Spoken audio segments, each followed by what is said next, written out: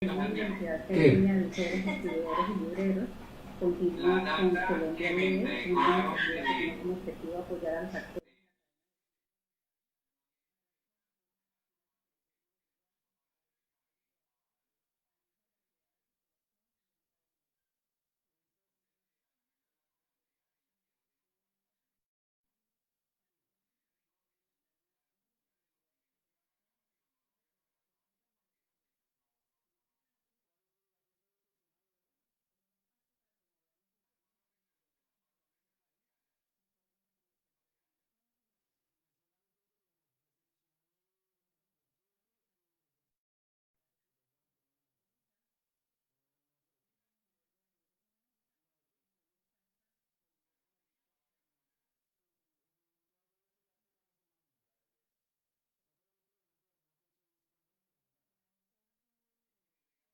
El perfil de las librerías, el contacto, la dirección, para que nuestra audiencia sepa quiénes son ustedes. Comencemos con Ana María Fajardo de Artbooks. Bueno, gracias, Ginette.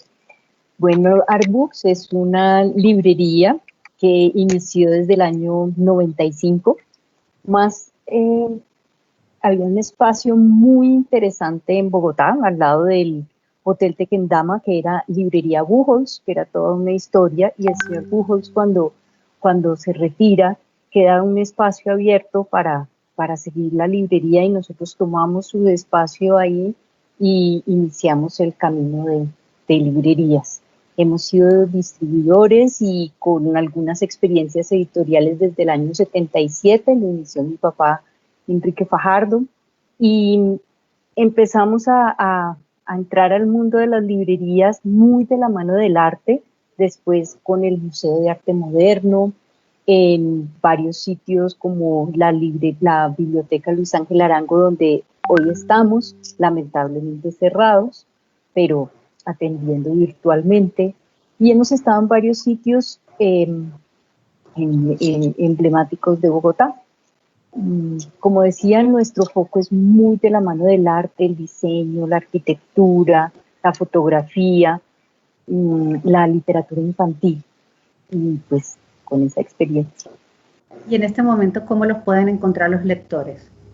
Por artbookslibrería.com es nuestra página, ahí están los contactos, en Rappi, que nos ha tocado modernizarnos, y pues ahí vamos a lanzar nueva página próximamente, pero pues esos son los contactos. Muy bien. Tomás David, en tu caso, Libélula Libros de Manizales, cuéntanos un poco la historia. Claro que sí. Libélula es una librería que nació en el año 2001. Es una librería, pues yo creo que ya no tan joven para para la vida de las librerías en el mundo, pero fundada por un matrimonio, Pablo y Carolina, que siempre tuvieron como el sueño de tener una librería. Manizales, digamos que históricamente ha sido una ciudad con librerías emblemáticas, librerías que uno podría rastrear desde prácticamente comienzos del siglo XX. Y digamos que Pablo, que es un gran lector, y Caro, desde la psicología y también una gran lectora, decidieron como abrir un lugar como distinto, pensado un poco como una casa con libros en mitad de la ciudad.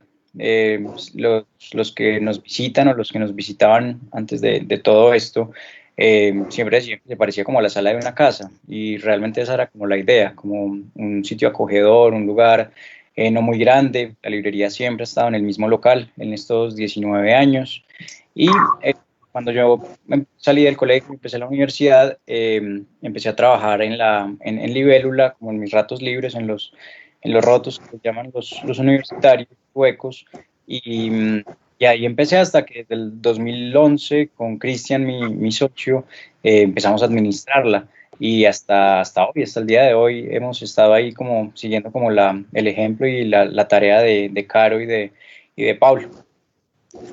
Muy bien. Y en este caso, a ustedes, con la realidad actual, ¿cómo los encuentran?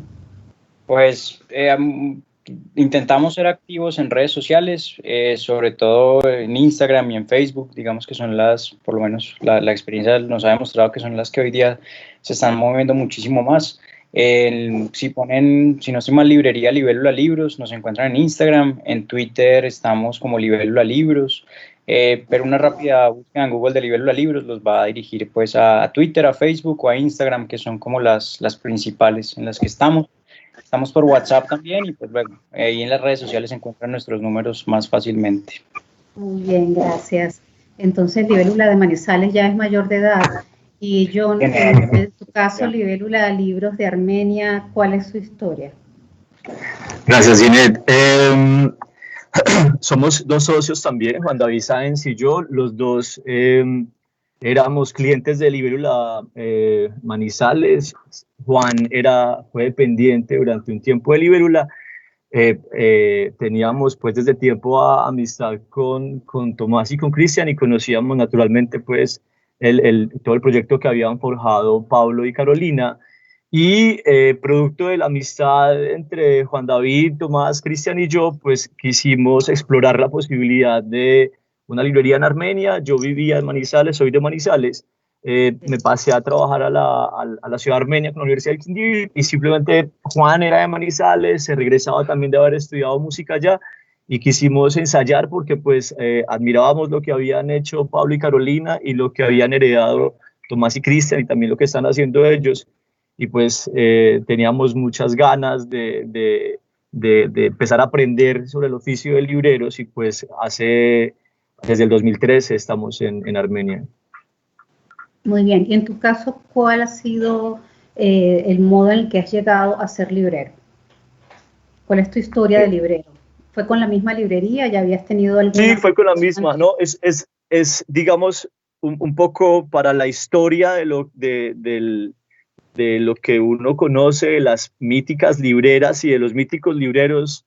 Apenas estoy en proceso, estoy gateando, digámoslo así, ¿cierto? Yo llevo 7 años en el proceso de aprendizaje de qué consiste esto, ¿cierto?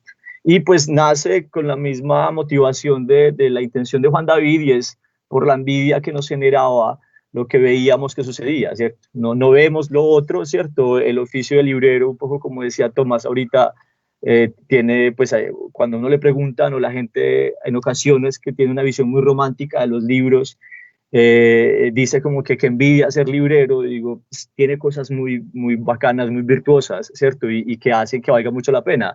Y tiene otras formas, digamos, de la realidad que son distintas, ¿cierto? Pero nosotros envidiamos lo que se veía bueno, ¿cierto? Envidiamos lo que se veía bueno, y pues todavía, ¿no?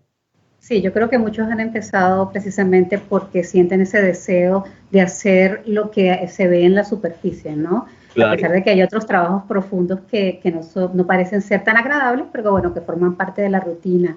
Y en tu caso, Ana María, que vienes de una familia dedicada al mundo del libro, cuéntanos cómo te involucraste con esta librería Artbooks. Bueno, yo, aunque desde que nací he vivido metida en libros y ayudando y trabajando en los huecos, en el colegio, en todo, no estaba tan conectada. Yo soy administradora de empresas y estuve en el mundo de las finanzas durante mucho tiempo, y después de 20 años me involucré con la empresa familiar, y ahí entré a amasar, a vivir el libro, la vida de las librerías. Entonces ha sido muy bonito porque hoy en día ya se involucran hasta mis hijos. Entonces bueno, ellos también en sus vacaciones y en sus tiempos trabajan en la librería.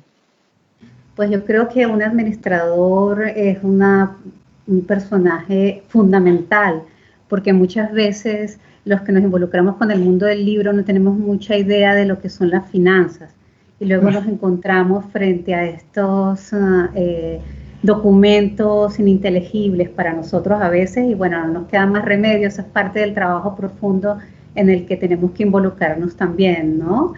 Tomás David, en tu caso, ¿habías trabajado ya? ¿Comenzaste en la librería como librero? ¿Tienes muchos años allí? Cuéntanos. Sí, pues prácticamente ha sido mi único trabajo, porque más allá pues de alguna experiencia docente, pues yo me vuelvo administrador de la librería sin haberme graduado de la universidad. Yo soy licenciado en lenguas modernas de la Universidad de Caldas. Y para el 2011, que como les digo, empezamos Cristian y yo a administrarla, yo estaba haciendo mi práctica docente. Entonces yo tenía que estar en el colegio, atender a las hordas juveniles de Manizales y salir corriendo a estar preocupado por los pedidos, por los comprobantes de egreso. Pero bueno, así aprendí y pues ya desde que me gradué de la universidad, pues he estado como al frente de la administración, del lado oscuro, como le digo yo, el dark side de la librería, de las cuentas, de estar juicioso con los proveedores, de encargarme de los pedidos, eh, eh, labores que pueden llegar a ser tediosas, pero que yo pues hasta el día de hoy todavía las encuentro interesantes, entretenidas. Yo puedo llegar a la librería y se me pasan las horas y cuando levanto la cabeza, claro, ya está anocheciendo.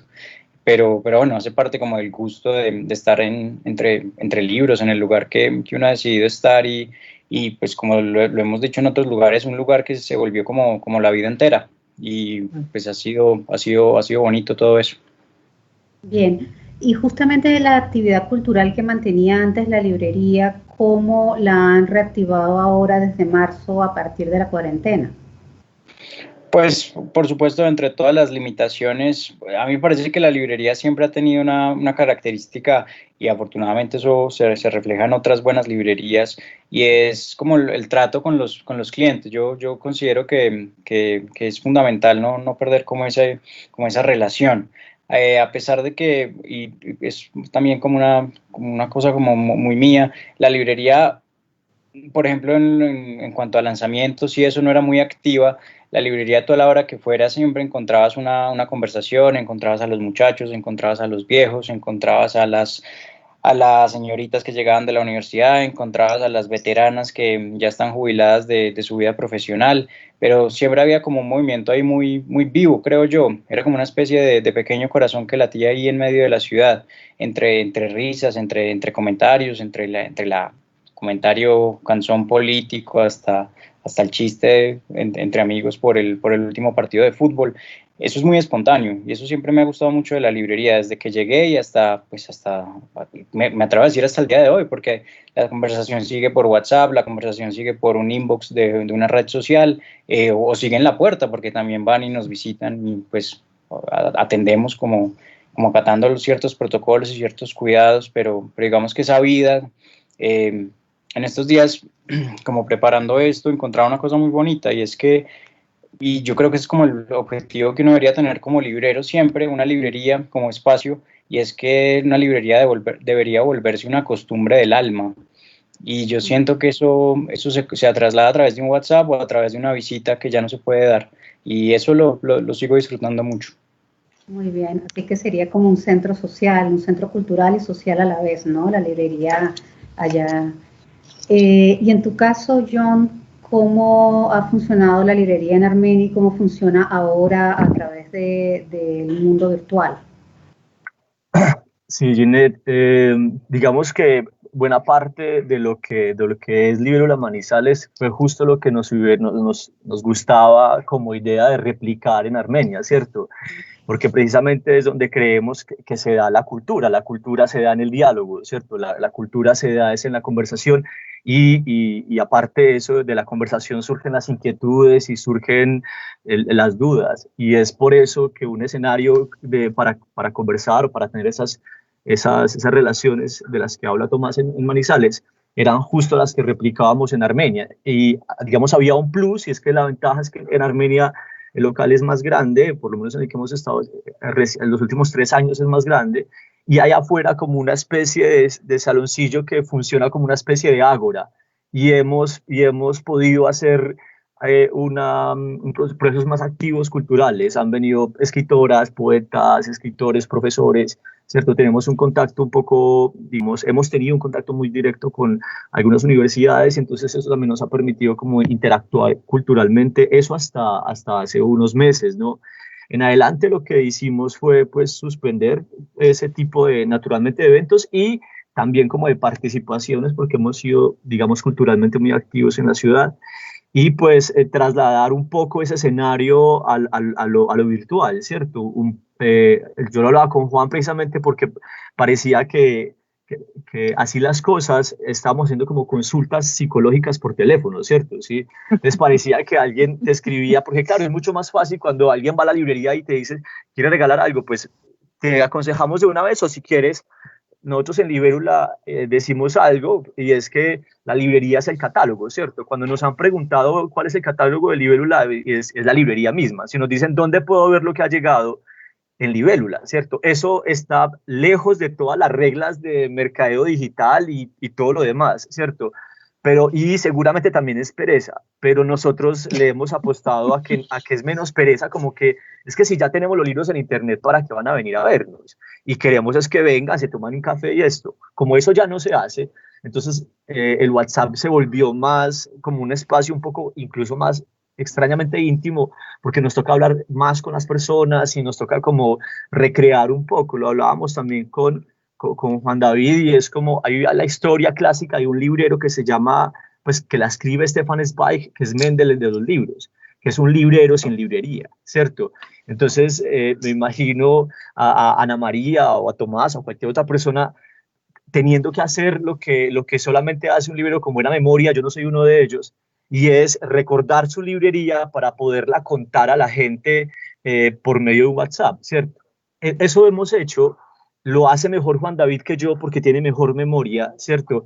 Pero en esa hemos estado más o menos, entre terapias, entre comillas, entre citas y entre intentar recordar la librería que está allá, pero que estamos acá en el encierro a veces y nos toca recordarla, digamos. En esas hemos estado.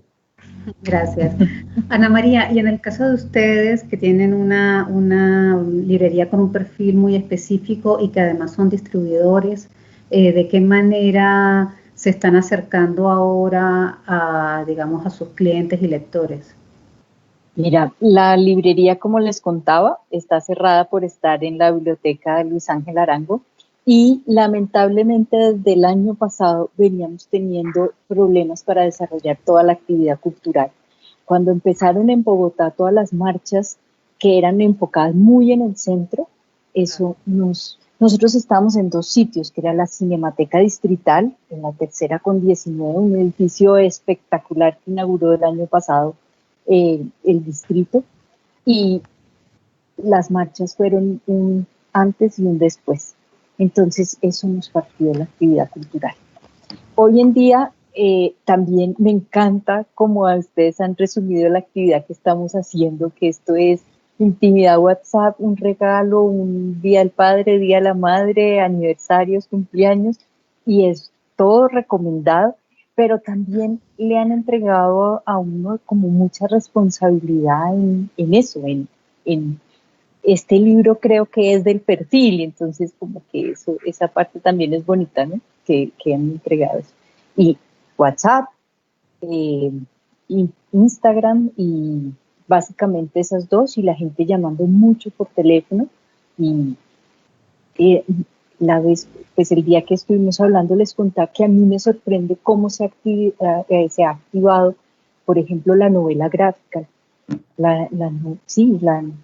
todo lo que es novela gráfica y ciertas cosas que es como para un público que no es adolescente y tampoco es muy adulto, es como la mitad, y eso me ha parecido muy interesante. Qué bien. Bueno, esas cosas que van cambiando precisamente por el medio en el que estamos ahora, ¿no? Algunas personas necesitan tal vez de esa imagen gráfica, ¿no? De esas novelas gráficas para llevar su tiempo. Quería hacerles algunas preguntas. El año pasado, en el marco de la Feria de Guadalajara, un encuentro de libreros que patrocinó la librería Carlos Fuentes allá en Guadalajara. No sé si ustedes alguna vez han ido, pero es una librería gigantesca con más de 20.000 metros cuadrados, así que imagínense lo que es aquello. Ellos organizaron esta actividad, hicieron esta publicación donde participan algunos libreros colombianos. Y yo tomé pues algunas citas que me gustaría que las conversáramos rápidamente, ¿no? O con el tiempo que consideremos, porque es muy importante las recomendaciones que ustedes van a hacer. Entonces, justamente Ana María, ya que estamos conversando, te quería leer esto de Álvaro Castillo Granada de San Librario Libros, quien dice: hay que entender la librería, cada una dentro de sus características e intereses particulares, como un espacio irradiador, un pequeño mundo. A partir de esta concepción se asume un compromiso ético con el lector, llevar los libros que le interesan y propiciar el encuentro entre el autor y sus lectores. Un librero, tal y como yo lo entiendo, es un cómplice, un compañero del camino. Lee y es leído, recomienda y es recomendado. Esta condición lo hace un transmisor de información, de lecturas, de descubrimientos. Cada librería debe luchar por ser particular y específica, lograr ser ella y no igual a todas las demás. Artbooks, ¿cómo se diferencia de las demás? Es una librería, precisamente como dice Álvaro Castillo, específica y que logra ser diferente de todas las demás. Cuéntanos. De acuerdo. Digamos, esa ha sido una de mis discusiones, porque a veces cuando vamos a eventos, varias librerías dicen, no, hay que llevar este tipo y esto y esto. Y yo siempre he dicho que cada uno debe hacer su propia curaduría. Cada uno impregna su personalidad en la presentación de lo que lleva. O sea, lo que está diciendo Tomás y John es que no puedo estar más de acuerdo, que uno llega y presenta, la gente entra y ve como una esencia de cada uno, o sea, cómo escogió, qué está llevando, qué es lo que quiere recomendar. Entonces, la esencia es muy interesante y muy importante para cada librería. Entonces, me adhiero 100% a las palabras de Álvaro Castillo, que debe haber una esencia en nuestra oferta y en lo que cada uno aporta. Porque al fin y al cabo, vamos a cualquier librería y encontramos casi que la misma lista y a los mismos precios. O sea, la diferencia es qué te aporta cada librería, qué es el plus que cada una puede dar. Entonces, me adhiero 100%. Así es, en el caso de Artbooks lo es. Alba Inés Arias, de la librería Lerner, Tomás, también escribe algo aquí que me parece que podrías comentar, ¿no? Ella dice, un auténtico librero se emociona y vibra ante la infinidad de preguntas, respuestas y alcances que se hallan en los libros y en las búsquedas y puntos de vista de los lectores. Siente un poco de temor ante la posibilidad de no acertar cuando alguien busca un apoyo, un acompañamiento o una guía para encontrar el camino que lo llevará a la respuesta o a más preguntas. El librero, también lector, conoce el ánimo expectante de quien se sumerge en la palabra creadora y ordenadora, de mundos en los pensamientos de otros que no les son indiferentes. El auténtico librero respeta las decisiones del lector, pero también sugiere, sabe escuchar, en el sentido de entender o más bien de aprender la dirección de la búsqueda y la emoción o necesidad que la acompaña. Cada lector es un mundo aparte y la relación se va consolidando entre actos de adivinación, intuición, coincidencia de saberes, gustos, o porque ese camino ya había sido recorrido de la mano de otro lector que, como muchos, se convierte en maestro y apoyo en la labor librera. En tu caso, en la librería, como nos has contado, que tenían ese espacio de circulación de la palabra, de discusión, y que ahora lo hacen por WhatsApp o por los internos de las redes sociales, ¿cómo lo ves? Sí, pues ahí Alba Inés pues manifiesta un montón de cosas que lo van como formando a uno. Sí. Varias veces en lo que dijo ella y lo que estabas diciendo me pareció muy bello, porque no sé si sea tan obvio, pero, o si lo es, no, casi, creo que con estas palabras nunca lo había pensado, pero Alba tiene razón, y es que un librero pues tiene que ser una persona sensible. Puede sonar obvio, pero claro, yo a diario siento como ese peligro también de la frustración por haberme equivocado con lo que recomiendo, con lo que siento que puede ayudarle a esa persona, porque claro, la gente uno lo busca. Yo decía antes que afortunadamente escogí un oficio que la gente no lo escribe a las 3 de la mañana de urgencia, pero por desgracia ya no puedo consolidar esa opinión, porque me pasa que el domingo a las 10 de la noche, venga, estoy aquí hablando con una amiga, necesito recomendarle un libro, y yo soy como, bueno, sí, hagámosle, pues sí. Entonces esa sensibilidad, esa responsabilidad también, y ese no entendido como poder, pero como ese liderazgo que uno puede llevar a cabo dentro de una ciudad o dentro de un grupo minúsculo que son los lectores pues que lo visitan a uno, es importante. Pero Alba pues termina completando y como debe ser la ecuación, y es que lo que yo siempre digo, uno lee a través de sus clientes, uno recibe a través de los comentarios y de las inquietudes de las personas que uno pues a diario o cotidianamente uno tenía trato.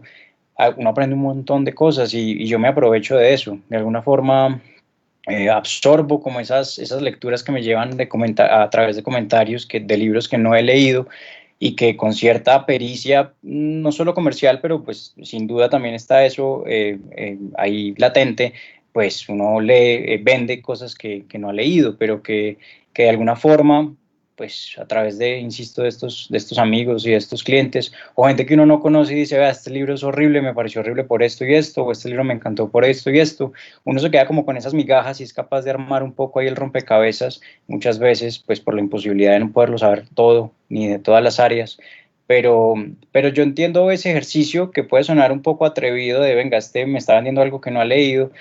Por lo menos lo entiendo como un ejercicio genuino y honesto y transparente hasta donde se puede. Vea, no lo conozco, pero conozco una persona que lo leyó y contó esto, esto y esto. Leí un comentario como un suplemento cultural que dice esto y esto. Y muchas veces la gente no tiene acceso a esas lecturas, a esos comentarios, entonces uno se vuelve también ese transmisor, como decías tú en la cita de Alba, y tal vez si ese es el minúsculo papel que uno tiene, por lo menos que sea honesto, que sea como esas migajas, con eso intentar hacer algo nuevo dentro de las lecturas de una persona nueva. En estos días creo que John o Juan en Armenia ponían algo como que es una definición famosa del librero también, de que es un sanador de almas. De nuevo, la palabra alma se relaciona mucho como con nuestro oficio. Y no es romántico,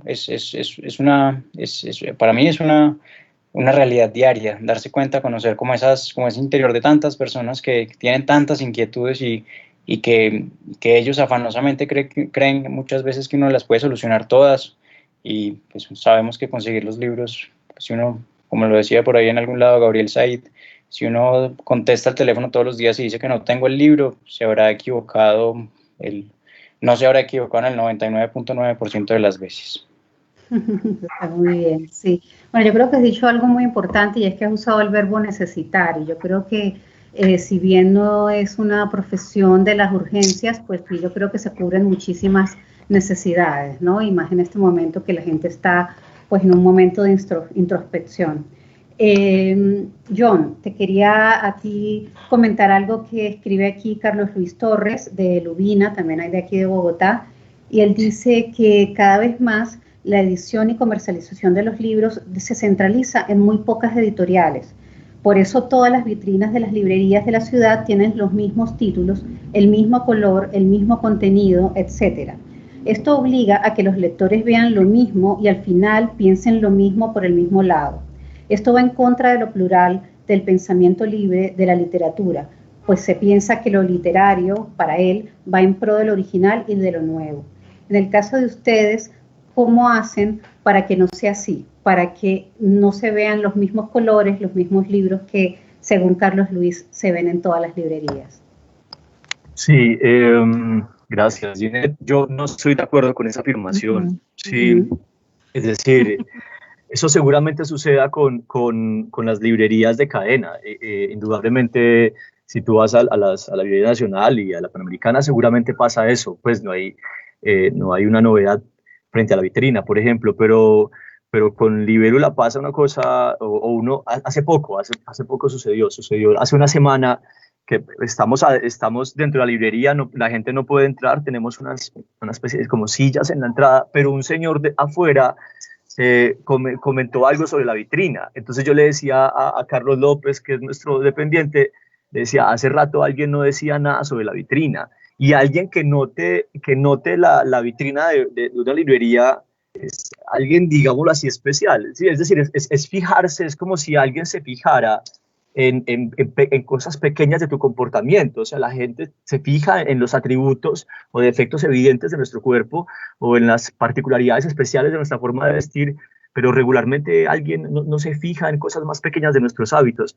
las vitrinas son como una especie de pequeño, no sé si Alep de la librería, ¿cierto? O sea, es el punto de la librería en el que está concentrada toda la librería. Ahí puedes ver toda la librería. Y en esa medida, la vitrina es el reflejo, un poco siguiendo la línea de Ana María, de lo que las librerías son, ¿sí? Y en esa medida también, entonces, las librerías se diferencian precisamente por algo que también hablábamos recién, y es que la entrevista esta que le hacen, que la publican en El Malpensante también, a Jaume Valcorba, y le preguntan sobre su editorial, que es Acantilado en ese entonces, y que cómo logra él tener tantas cosas tan variadas y tan virtuosas en su editorial, y él dice que mi editorial debería ser, no deberíamos publicar libros que no estemos dispuestos a comprar, y en esa medida una librería, cuando uno tiene fortuna y puede lograr que la librería se parezca a las cosas que uno querría tener en su biblioteca personal. Y allí está, yo creo, que el punto que puede hacer diferenciador las vitrinas de las librerías, ¿sí? Es pensar qué querríamos comprar, qué querríamos leer si tuviéramos muchas vidas, ¿cierto? Sí, yo recuerdo que recién abrimos, las estanterías estaban vacías y estaban apenas llegando los libros, y una cliente llegó y nos dijo, tanto por leer, ¿cierto? Pues especuló un par de cosas, parece que no sabemos si estaba muy bien psicológicamente, y ella empezó a hablar muchas cosas, y pues hablamos con ella porque tampoco es que estemos muy bien, ¿sí? Y resultó diciendo, tantos libros y tantas cosas por leer, ¿cierto? Lo que falta es vida. Y esa frase la hemos usado siempre porque claro, lo que falta es vida. Entonces, si tuviéramos la vida que no tenemos, ¿qué libros querríamos leer? Entonces, esos libros son los que ya el librero, que es administrador, que en este caso es Juan, entonces se encarga de pedir cosas que él querría tener en su cabeza o que yo en la mía, y ahí tal vez está el punto diferenciador entre las vitrinas y el stock de una librería, ¿cierto? En que cada vez se parezcan más a quienes le comandan, y en esa medida se cumple lo que un poco dice Ana María también, es que tienen la esencia distinta, y sería lamentable parecernos demasiado a otras, ¿cierto? Claro, es así. Y yo creo que además las librerías independientes justamente son fundamentales para las editoriales independientes, que son diversas, ¿no? Y eso es lo que podemos también encontrar en librerías como las de ustedes. Y justamente, John, vamos a comenzar con el libro de Pascal Guinard, que edita Sexto Piso de México, que tú nos vas a recomendar. Cuéntanos sobre el libro. Listo. La razón por la que lo elegí es yo creo que es de estas, uno cada tanto hace como una, no sé si lista o un inventario de los libros que le han perturbado, porque cada tanto aparece la pregunta, pues, ¿cuál es el libro que ustedes iría para una isla? ¿Cuál es?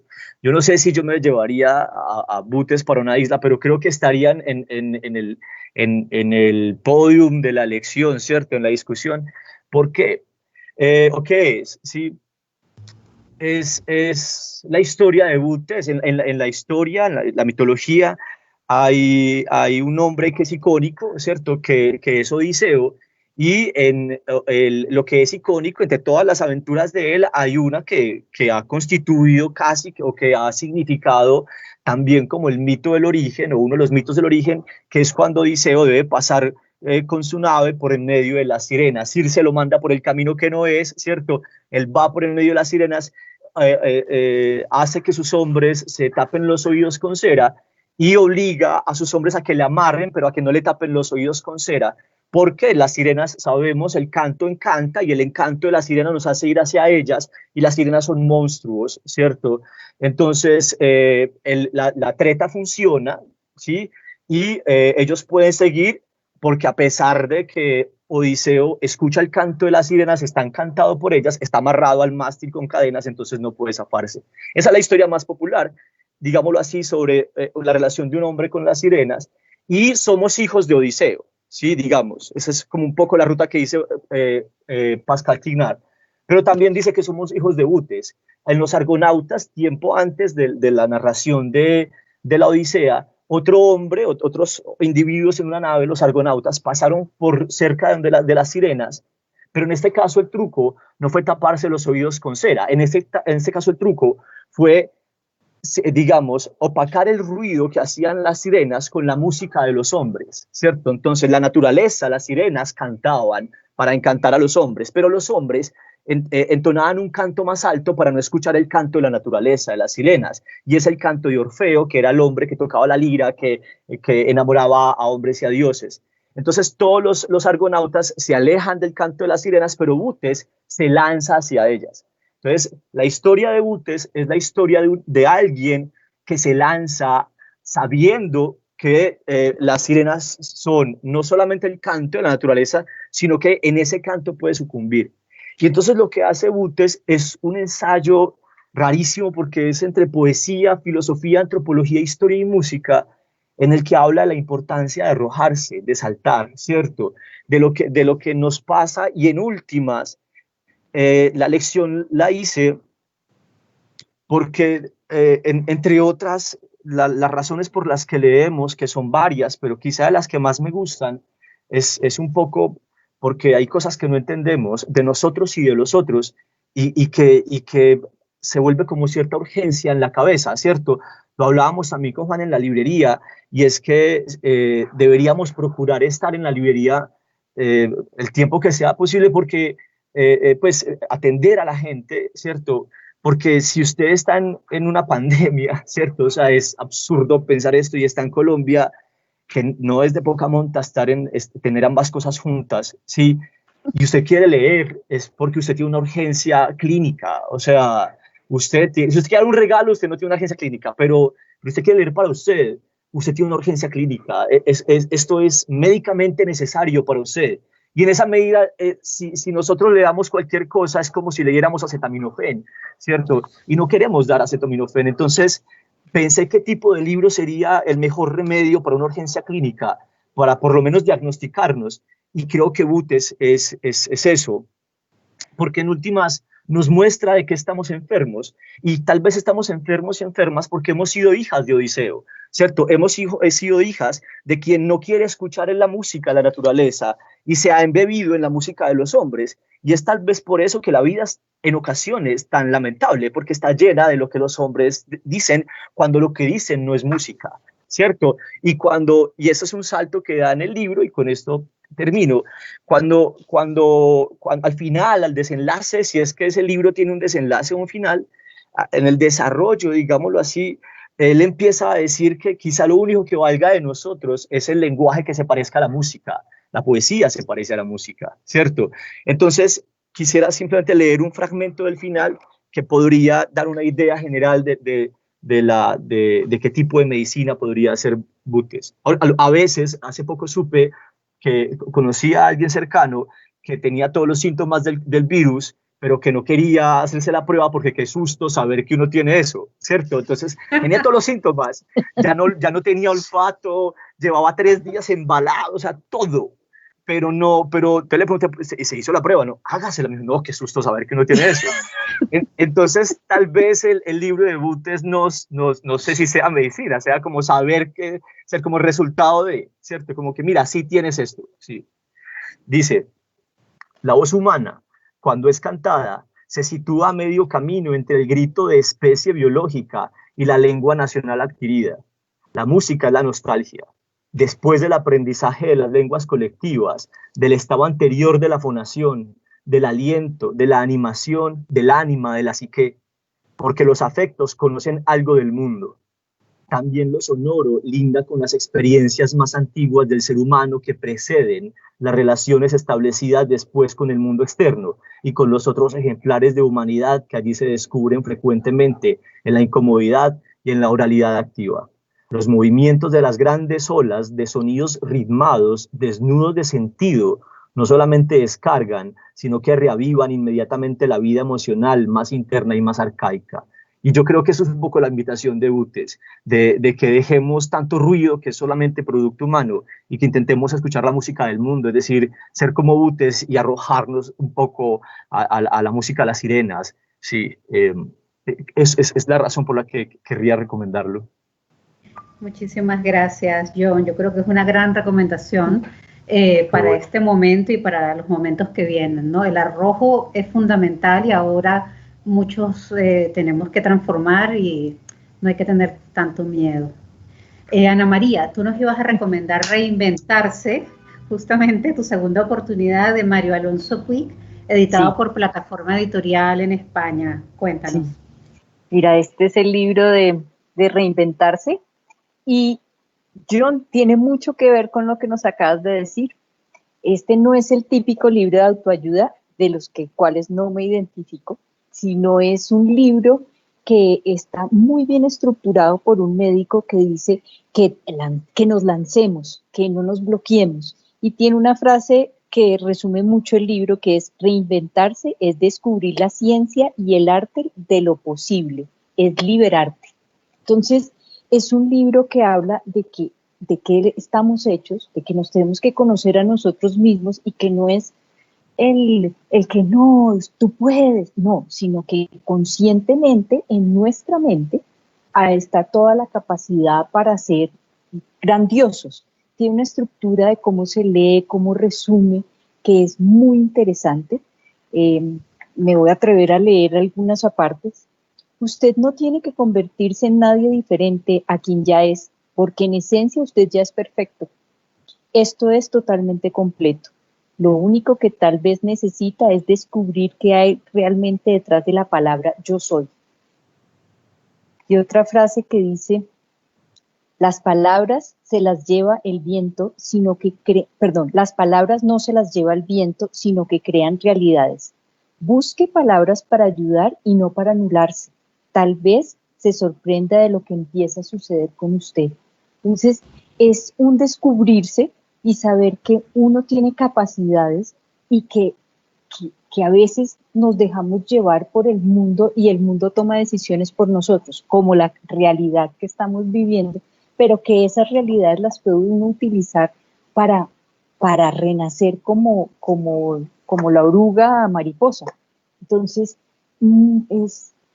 es un gran libro para este momento, para afrontar cosas nuevas en cada uno que no nos habíamos atrevido a tener. Siempre hablamos de que, ay, el día que yo pueda sentarme a leer, pero es que nunca puedo. Pues ahorita tuvimos 5 meses para sentarnos a leer y ojalá los hayamos disfrutado. O sea, como también si la vida nos dio limones, hagamos limonada. Entonces, de una forma muy sincera y muy práctica, este libro me encanta. Muy bien, gracias. Tengo entendido que además es un médico orador, ¿no? Que hace actividades, conferencias alrededor del mundo. Él es un cirujano español que estaba en Harvard y en los mejores hospitales de los Estados Unidos como jefe de cirugía, y le tocó reinventarse de la noche a la mañana, le cambia su vida, y él, que estaba tan bien posicionado, llega y dice: ¿qué pasó acá? O sea, de la noche a la mañana no soy el supermédico, director de varios departamentos de cirugía, entonces, ¿qué voy a hacer? Y de ahí sale, la gente empieza a preguntarle por su experiencia y todo, y hoy en día es uno de los grandes oradores. Él ha venido aquí a Colombia varias veces, ha llenado auditorios como el de Compensar, como varios teatros, y es una persona de mucho poder cuando habla en lo sencillo y en lo práctico. A él lo invitan por ejemplo, la academia de la Escuela de Ser Positivo, ¿cómo se llama? O sea, hay varias empresas que lo han llevado a los foros más importantes del mundo. Él ha estado presentándose en Davos, en Nueva York y en muchas partes. Bueno, muchísimas gracias. Me gusta mucho la selección que ustedes han hecho porque de verdad que es diversa. Sí. En el caso de Tomás David, recomienda Movimientos Involuntarios de Juliette Mora Garzón, editado por Editorial Mil Serifas de Colombia. Cuéntanos, Tomás. Sí, sí, este libro pues es que muchas veces, no sé, surge como una preocupación, una pregunta. O sea, uno todo el tiempo y lo llaman así, lo conocen como tal, uno es el librero. Bien o mal ganado, uno es el librero. Joven o viejo, uno es el librero. Yo muchas veces me pregunto, o ansío como la respuesta como, bueno, ¿y quién es el librero de los libreros? Hay un amigo hay un amigo que dice tiene una definición muy bonita de lo que es ser librero y es una persona que le ahorra a uno tiempo. Claro, porque cuando él llega a la librería, yo le digo, vea, le hace esto, sé que le va a gustar, revise lo que creo que por aquí es. Y a él le encanta eso, porque ya, pues, no es que, no es porque llegue de afán ni mucho menos, sino porque, claro, en medio de la conversación y se puede dedicar a como a revisar otras cosas, pero cuando yo le digo, o cuando el librero le dice a sus clientes como, vea, le hace esto, pues cuando yo lo hago con cierto tonito, incluso lo puedo decir, o sea, nadie duda. O sea, ahí mismo me hacen caso. O sea, soy implacable. Y, y entonces, claro, si el librero ahorra tiempo, ¿quién le ahorra tiempo a los libreros? Es un poco la pregunta circular ahí que me hago. Y pues la respuesta es, pues, podría ser los editores. Yo admiro a los editores porque son personas que me entregan cosas que yo de pronto nunca hubiera podido descubrir y seguramente la gran mayoría jamás lo hubiera podido descubrir y eso, me ahorran tiempo. Entonces, hay ciertos editores que cuando yo veo que editan algo, yo sé que es bueno. Casi con la contundencia con la que yo le hablo a los clientes para que se lean algo, de alguna forma hay ciertos editores cuando publican algo me están diciendo como, vea, esto es para usted. Eso me gusta. Y más allá de que conozca, no muy personalmente, pero más allá de que conozca a Freddy, el editor de Mil Serifas, siempre sé que cuando publica algo, que además publica poquísimos títulos al año, es porque valen la pena. Entonces siempre intento hacer la tarea como lo que publica Mil Serifas, como tenerlo y leerlo. Este fue el caso. Estuve revisando pues ahí por encima. Es una escritora muy joven, una escritora que nació en 1992. Es una persona, una pelada, diría yo. Es este el libro. Es una novelita muy corta. Se lee pues relativamente rápido. Y cuando llegó, claro, pues la tarea de la editorial Mil Serifas ha sido así, ha sido leve, pero muy delicada y muy inteligente. Tienen, por ejemplo, creo que el éxito mayor que hemos tenido en la librería de ellos es una edición de la primera parte de la comedia de Dante, del Infierno.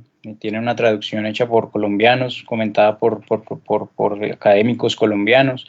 Eso a mí me parece un milagro, pues, que podamos como todavía traducir a ese libro y tener como, sí, como revisiones nuevas del clásico de la Divina Comedia. Tiene libros también muy exitosos desde la ilustración y el arte, como ese de Fachadas Bogotanas de una autora que se llama Lisette Borda, creo que es, ya no recuerdo, Lisette León, perdón, León Borja, que es una serie como de dibujos de las fachadas, efectivamente, de algunas casas y edificios capitalinos. Ha publicado a Dipacho, que me parece un artista estupendo. Entonces, cada vez que aparece algo de Mil Serifas, por eso fíjate en esto, préstale atención, que Freddy está ahorrándote tiempo. Hace poco publicó un aforista español rarísimo que nunca había oído, de apellido Ceder. Publicó también un libro de anarquía para niños, publicado hace casi un siglo. O sea, tiene una visión muy particular y ese ahorro del tiempo me cae muy bien. Entonces, cuando empecé a leer este libro, digamos que lo quise leer con o sea, ya expresé mi admiración por la tarea de Freddy, pero la miré con cierto resquemor porque confieso que me cansa un poco la literatura escrita por mujeres sobre el padre. Me parece repetitiva, me parece que hay mucho y pues, más allá de lo posiblemente grosero de mi comentario, pues estaba cansado. Así como me cansa El olvido que seremos, me puede cansar como la figura del padre ya en la literatura. Y este libro pues va por ahí, pero oh, sorpresa, o sea, me encantó. Es una novelita escrita, lo digo pues por su tamaño, por su levedad. Es una novela escrita casi siempre así como en forma de fragmentos. O sea, es todo muy corto, la verdad, es todo, mira, se va leyendo como por fragmentos. Es un fragmento de 112 páginas. Eso podría ser una buena definición para este libro. Un fragmento de 112 páginas y pues es la historia de pues hay una serie de personajes y sobre todo la principal, cuyo padre pues es un hombre ausente, es una persona ausente, es un típico caso digamos que de abandono del hombre que ha dejado su hogar y que ha abandonado a sus hijos. pero la inteligencia y la sensibilidad con la que Juliet, que pues, no la conozco, pero ahí he visto que es periodista, comunicadora social de la Universidad Central y con maestrías ya como en este mundo de la escritura creativa, la creación literaria, dice la biografía de ella, pues, y es de 1992, es algo que se está formando apenas, pero me parece que va por muy buen camino. Y pues en toda esta exhibición de las pantallas y de tantas actividades que cansan, pues me parece que caiga como por eso me gusta lo de Ana hace un momento, de alguna forma como una esperanza, y pues parece que sí hay una esperanza dentro de la literatura colombiana, y por lo menos acá hay un buen ejemplo, y pues los invito a leerlo, porque es esa narrativa joven que hay en el país, una narrativa que no está bajo los criterios de las grandes editoriales, de las grandes multinacionales, y tal vez esa sea una tarea valiosa, una tarea necesaria. Así como muchas veces decimos que la librería es un estilo, que la librería es una recomendación en sí misma, de pronto las buenas editoriales independientes también sean eso, también como una insistencia en algo que consideran bueno. Y pues en este caso lo agradezco muchísimo, la verdad. Y ya que tienes estos fragmentos tan breves, ¿nos puedes leer uno para conocer el estilo de la autora? Sí, claro que sí. Hay uno que me encantó. Muy bien. Porque vamos a ver si lo encuentro, porque es haciéndole como un reclamo al padre, pues por haber abandonado a sus hijos, a su hija en este caso, a la voz que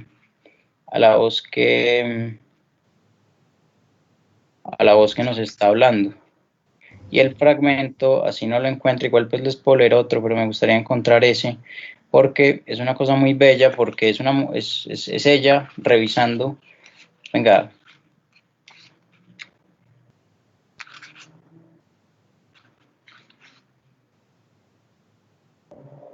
Tomás, yo ya te lo compré.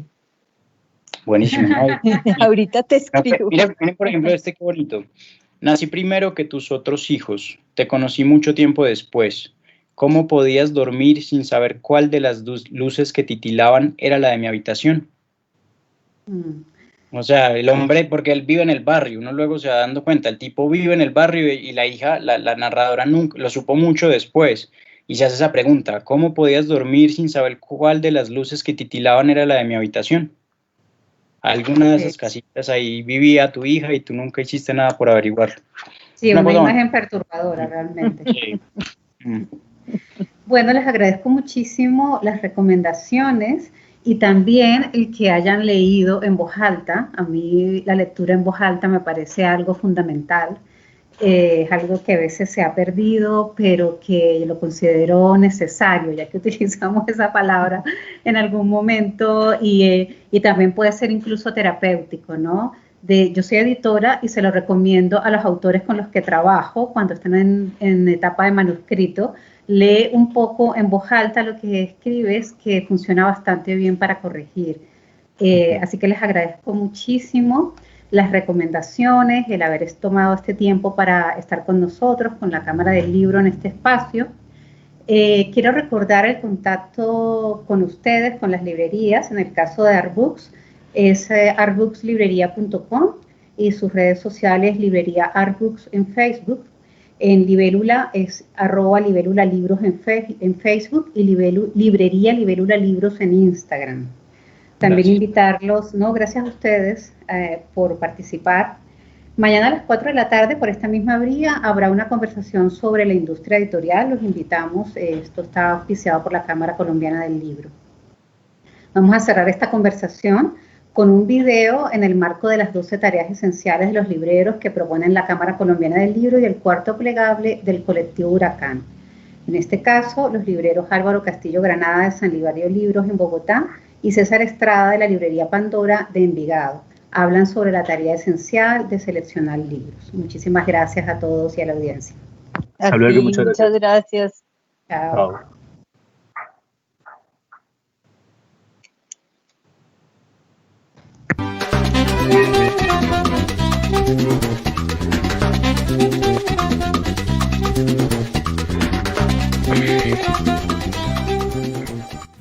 Varias veces me han hecho la pregunta de cómo escogemos los libros que se venden, que se exhiben, que se exponen en la librería. Yo también me la he hecho a veces. Entre las labores que realizamos día a día los libreros, hay una en particular que requiere de un gran compromiso con el lector.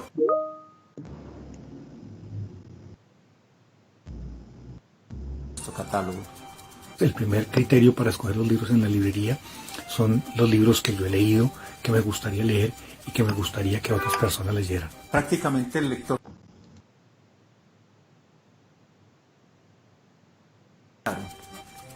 qué tipo de libro quiere. Sin embargo, hay unos que confían en la capacidad del librero para descifrar ese gusto que aún ellos mismos desconocen. El segundo criterio es qué va la gente a buscar a la librería, qué es lo que está esperando encontrar. Como librero busco precisamente ayudar a que ese lector se enfoque, se encuentre a sí mismo en un camino confortable de lecturas, respetando la pluralidad de gustos, sin imponer los míos, por supuesto. El tercer criterio sería qué se está leyendo, qué autores, qué temas, qué circunstancias están siendo en ese momento leídas por los lectores asiduos de la librería. A lo largo de toda mi vida en esta profesión, he visto cómo ha evolucionado este oficio. Antes era muy importante la memoria para atender al cliente. Hoy en día se puede recurrir a una computadora que nos dirá en qué parte del estante. La librería es un mundo, una isla diferente a la otra, en medio de un archipiélago muy grande. Eso no quiere decir que sean mejores ni peores, sino que son diferentes. Al seleccionar libros, ya no se trata de mí, ni de lo que me gusta. Se trata de la gente. Y aunque se puede hacer algún filtro de calidad, es finalmente el lector quien elige. Yo creo que una mezcla entre lo que a mí me gusta leer, lo que me gustaría que leyeran, los libros que quiero que la gente se encuentre y los libros que la gente busca en la librería, de esa experiencia, de esa mixtura, sale lo que uno escoge.